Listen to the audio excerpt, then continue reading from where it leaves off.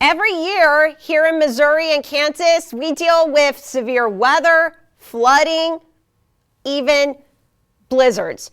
But you would never think earthquakes, right? You would think, oh, that's just a West Coast thing. It's actually could be a common thing here in the Midwest. And I am happy to have the one and only Jeff Briggs. He is the Earthquake Program Manager for the Missouri State Emergency Management Agency. He's going to talk to us today about earthquakes and what we can do to prepare for them. Jeff, thank you so much for joining us today. I'm happy to be with you. Thank you. So this week we are doing the earthquake shakeout. Can you talk about this week and what this week means for people like you who study earthquakes and the essence of being prepared for one? Sure. We here at the Emergency Management Agency are all about preparation and awareness to let people know about the disaster risk in the state. People don't necessarily think about earthquakes as being one of those big risks. We're all more used to flooding and tornadoes and winter weather, things like that. But it's worth noting that the largest earthquake zone in the U.S., east of the Rocky Mountains, is centered right here in Missouri, down in southeast Missouri, down in the Boot Hills, called the New Madrid seismic zone. That's not the only earthquake risk we have. That's the largest one. But, and as many of your viewers might know, in recent years, a lot of earthquakes in Oklahoma and in Kansas have certainly impacted Missouri as well. So the earthquake risk, although it doesn't happen as frequently as other things like floods or winter weather, it has the potential to be the worst, most damaging natural disaster this state has ever seen when the New Madrid seismic zone has more big earthquakes. So that's why it's a focal point for us, and that's why we spend time making sure people are aware of the risk and what to do about it. And we focused on that particularly this week when we just had our Shakeout earthquake drill, where we talked to people about what to do when the shaking starts. So can you tell us a little bit more about the risk and the history of earthquakes here in the Midwest, especially here in Missouri, Jeff? Sure. I mentioned the New Madrid seismic zone, the largest in the country east of the Rockies.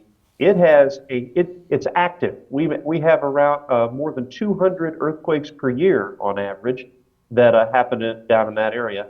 Most of them too small to be felt, but some of them are felt. If you talk to people who live in southeast Missouri, most all of them have felt earthquakes. So we know there's an active seismic zone there, and historically, there have been some really big ones. A little over 200 years ago, a whole series of super large earthquakes happened. They're measured in magnitude. Anything over magnitude 7 is enormous. And there were at least 3 down there a little over 200 years ago that were about magnitude 7.5.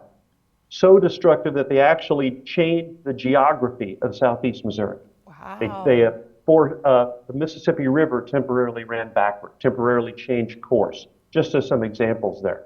Dramatic, large earthquakes. Fortunately, there weren't many people living there 200 years ago.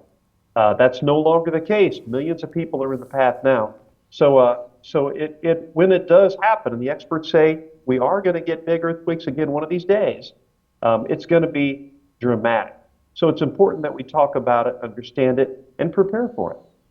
Yeah, I remember the earthquake that happened in the Oklahoma City area back in 2016. That was a big one. And I remembered when I lived in Kirksville, Missouri at the time, I remembered waking up feeling like the ground just shook. And I'm like, did we just have an earthquake? And then later I found out about the big earthquake in Oklahoma City. So we can feel the magnitude of these earthquakes from miles and miles away. Yeah, that's something that's dramatic about earthquakes here in the Midwest as compared to, say, on the West Coast. People are more used to hearing about the large earthquakes that happen in California. Alaska, for example, gets a ton of earthquakes as well. And it's true, they have more earthquake activity than we do here in Missouri. However, the shaking over there doesn't travel so far. Out there, it's mountainous. The rocks are kind of broken up from all that activity. So earthquake waves don't travel long distances. When we get them here, as you suggested, you felt that Oklahoma earthquake all the way in North Missouri. The shaking travels about 10 times farther here in the Midwest than it does on the West Coast because we have underground, we have cooler, flatter, harder surfaces. so which unfortunately carry those earthquake waves very, very effectively. Those big quakes over 200 years ago, for example, were felt all the way on the east coast of the U.S. Uh, we expect there to be a lot more fallout and a lot wider impact when we get these big earthquakes here. So for us here in Northwest Missouri and Northeast Kansas, you don't foresee an actual earthquake happening here, at least in this part of the state. But we could definitely probably feel a shake down in the Foothill if the big one ever does happen. Yeah, when the big ones recur in the New Madrid seismic zone, there will be a lot of damage in especially the southeast quadrant of the state. The St. Louis area, for example, will be substantially impacted. In northeast or northwest Missouri, I don't expect big damage from that. I do, however, certainly expect shaking. And that's the same is true for things that might happen in Oklahoma or in Kansas. Shaking, yes. Damage, it's not as likely, no. So I've heard about this term. It's known as the earthquake safety term. Drop, cover, hold on.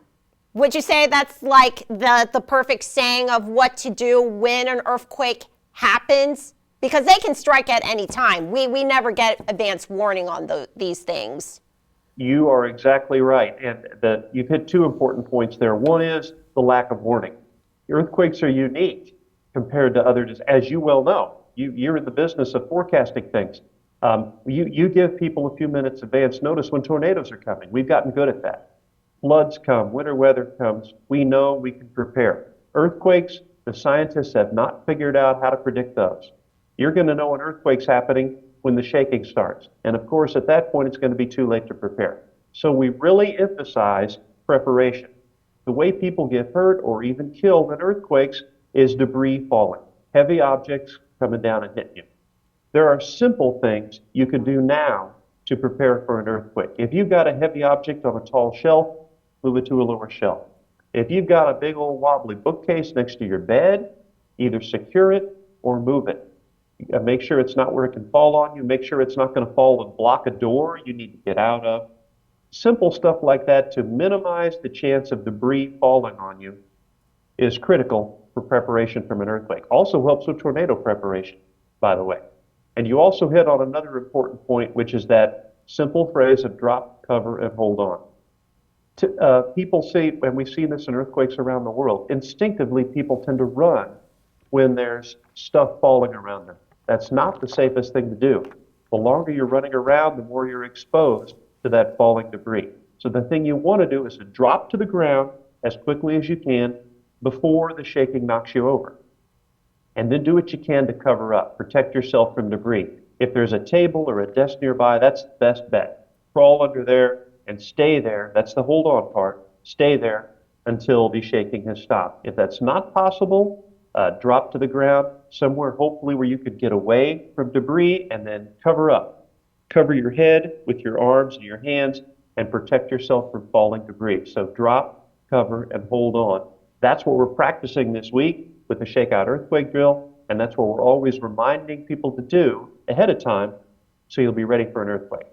Now, I know people are going to be like, well, he's just talking about indoors. What about outdoors? Because, you know, we live in a beautiful part of the country. What happens if you are outside when an earthquake hits, Jeff? Yeah. Outside, you may be lucky. If you're outside and you're away from things that might fall on you, that's fantastic. Drop to the ground, cover up, and consider yourself lucky. If nothing falls on you, you're in great shape for safety. If you are near a big tree or a power pole or something like that, if you can step to the side to where that's unlikely to fall on you, that's good. Remember, the name of the game here is avoiding falling debris. By that same token, if you're driving in a car, what you want to do is pull off to the side of the road. Don't pull under a bridge. Don't pull over next to a power pole, but stay in your car because that car is going to protect you from falling debris. Anything you can do to minimize the chance of stuff falling on you, that's what you want to do. Well, I do appreciate all these safety tips, Jeff. Is there anything else that we didn't touch base on that you would like to bring up? No, I don't think so. I think we had a good discussion. We talked about how to prepare, what to do when the shaking starts, and I guess the other thing to mention is The risk about earthquakes is another unique thing to all disasters. They never happen just once. There are always going to be aftershocks. When the big ones happened in New Madrid 200 years ago, for example, there were aftershocks for months, hundreds of them. And so that's going to be part of the challenge for recovery here. If you live through an earthquake, that's great, but more are on the way. So stay prepared, stay ready, and know how to drop, cover, hold on.